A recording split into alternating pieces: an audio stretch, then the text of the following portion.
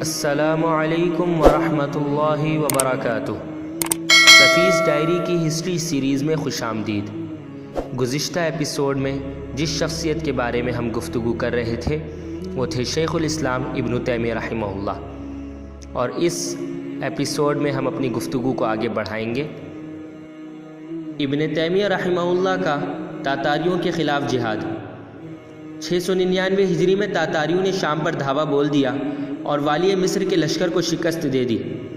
اس شکست کے باعث سب پریشان ہو گئے اور بھگدڑ مچ گئی۔ مصر و شام کے لشکر نے ہزیمت کھائی، سپاہی میدان چھوڑ کر فرار ہونے لگے اور مصر کی طرف لوٹنے لگے۔ تاتاریوں کا لشکر دمشق کے دروازوں پر پہنچ چکا تھا اور یہاں کے لوگ موت و زندگی کی کشمکش میں مبتلا ہو گئے۔ آدھے سے زیادہ شہر تمام بڑے آدمیوں سے خالی ہو گیا، یہاں تک کہ نہ کوئی حاکم تھا، نہ نظم و انتظام اور امن و امان کی بحالی کرنے والا، اور نہ ہی کوئی عالم تھا کہ واعظ و تذکیر اور ارشادات کا سلسلہ جاری رہتا جس سے حوصلہ بلند ہوتا اور عزائم قائم رہتے۔ ہاں، لیکن ایک عالم تھا جو بے سر و سامان اور بے سہارا عوام کے درمیان استقلال و غنیمت کی پوری شان کے ساتھ موجود تھا۔ نہ یہ بھاگا، نہ اس کے قدم اکھڑے، اس کا ضمیر اجازت نہیں دیتا تھا کہ عامت المسلمین کو آشفتہ حال اور پریشان چھوڑ کر اپنی عافیت اور اطمینان کا سہارا پیدا کرے۔ اسی مصیبت کے وقت اس نے گوارا نہیں کیا کہ مسلمانوں کو بے یار و مددگار چھوڑ کر چلا جائے۔ اس کا دینی احساس اس کی اجازت نہیں دیتا تھا کہ عوام کو اس حال میں چھوڑ کر چلا جاتا کہ ہر طرف انارکی پھیلی ہو، نہ کوئی حاکم ہو اور نہ ہی کوئی نظام۔ اس صورتحال کا نتیجہ یہ ہوا کہ شہر میں ہر طرف لوٹ مار، چھینا جھپٹی کا بازار گرم ہو گیا، یہاں تک کہ جیل کا پھاٹک اور زندان کی کھڑکیاں توڑ کر قیدی باہر نکل آئے۔ اس موقع پر امام صاحب نے بچے کچھے اعیان شہر کو جمع کیا اور ضبط امور کی صورت نکالی۔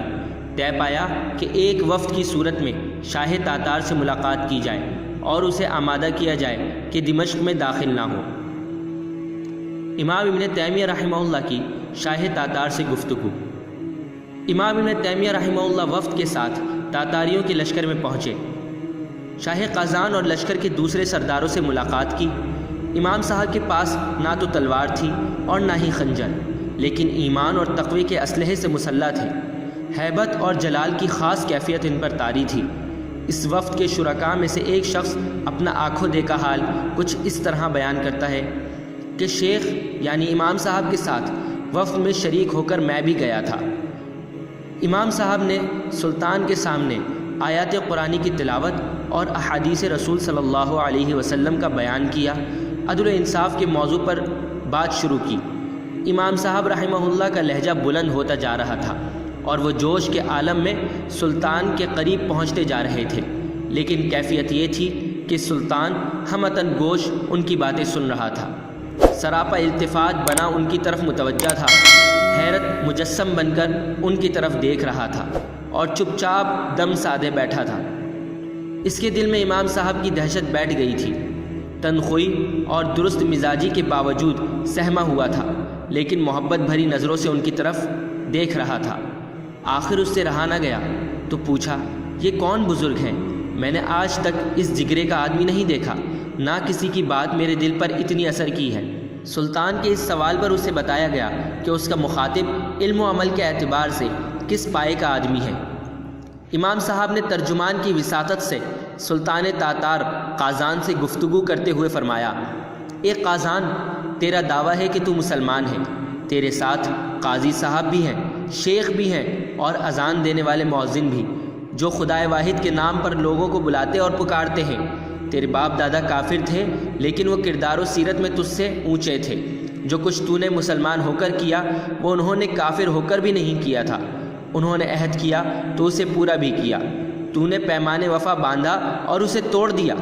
جو بول تیرے منہ سے نکلے وہ شرمندہ عمل نہ ہوئے۔ امام صاحب نے یہ تقریر کی اور اٹھ کھڑے ہوئے۔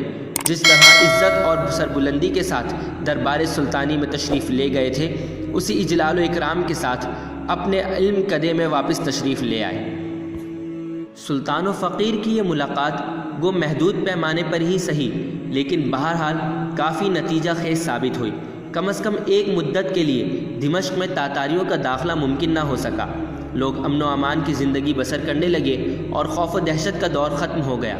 قازان نے امان کا اعلان کر دیا، اگرچہ ساتھ ہی ساتھ اس نے اسی امر پر اصرار کیا کہ دمشق کے ارباب کار مفرور حکومت کے سلاح جنگ، اسب و خیل اور ڈھکے چھپے خزانے حوالے کر دیں۔ لیکن 8 ہی روز کے بعد تاتاری سپاہیوں نے شہر سے باہر کے مقامات پر تاخت و تاراج کا سلسلہ شروع کر دیا۔ انہوں نے کھیت اجاڑ دیے، باغات ویران کر دیے، جس کا نتیجہ یہ ہوا کہ سامان زندگی کی غیر معمولی کمی محسوس ہونے لگی۔ اب تاتاریوں کے حوصلے اور بڑھ گئے۔ انہوں نے مطالبہ کیا کہ دمشق کا شاہی قلعہ، جہاں اب تک مصریوں کا عمل دخل تھا، ان کے حوالے کر دیا جائے۔ امام صاحب کے ارشاد کے مطابق حاکم قلعے نے اس فرمان کے آگے سر تسلیم خم کر دینے سے انکار کر دیا۔ لوگوں پر عجیب ہراس اور افراتفری کا عالم طاری ہو گیا۔ اس کے بعد تاتاری دستوں نے دمشق کے ایک مقام پر خون ریزی شروع کر دی اور ہنگامہ و شورش کی آگ بھڑکا دی۔ بہت سی مسجدیں جلا دی، بے تماشا مردوں اور عورتوں کا قتل عام شروع کر دیا۔ بہت سی مسلمان عورتوں کو گرفتار کر کے باندیا بنا لیا گیا۔ اب دمشق کے لوگ محسوس کرنے لگے کہ یہ طوفان بلا خیز اپنی تمام ہلاکت سامانیوں کے ساتھ دمشق میں نازل ہو کر رہے گا۔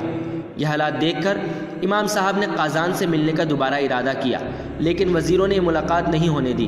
البتہ یہ وعدہ کر لیا گیا کہ تاتاری شہر میں داخل نہیں ہوں گے، لیکن وہ وعدہ بھی توڑ دیا گیا۔ تاتاری سپاہ شہر میں گھس آئے اور فتنہ و فساد کا دورہ شروع ہو گیا۔ آج کی ہسٹری سیریز میں اتنا ہی۔ اگلی قسط میں ہم تاتاریوں کا دمشق شہر پر دوسرے حملے کے بارے میں جانیں گے۔ اگر ویڈیو پسند آئی ہے تو لائک کریں اور اپنے عزیز و اقارب کے ساتھ شیئر کریں۔ جزاک اللہ خیرا و احسن الجزا۔ السلام علیکم ورحمۃ اللہ وبرکاتہ۔